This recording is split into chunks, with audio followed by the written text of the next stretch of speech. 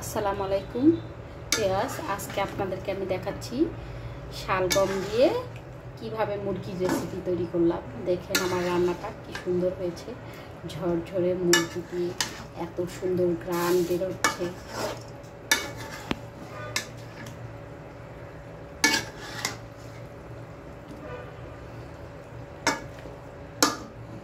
আমি নেড়ে দিলাম মশলা দেওয়ার পর। এখন শালগমটা ঢেকে দিব।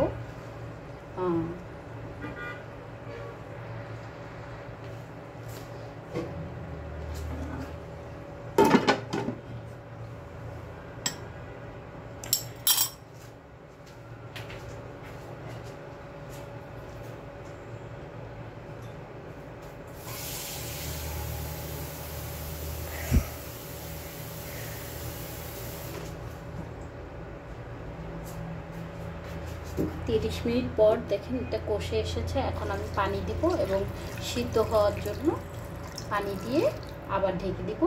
আমার রান্নাটা কমপ্লিট হয়ে যাবে।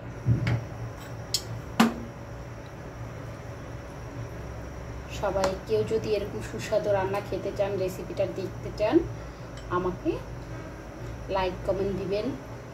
আমি নিশ্চয়ই এটার রেসিপিটা আপনাদেরকে শিখিয়ে দেব।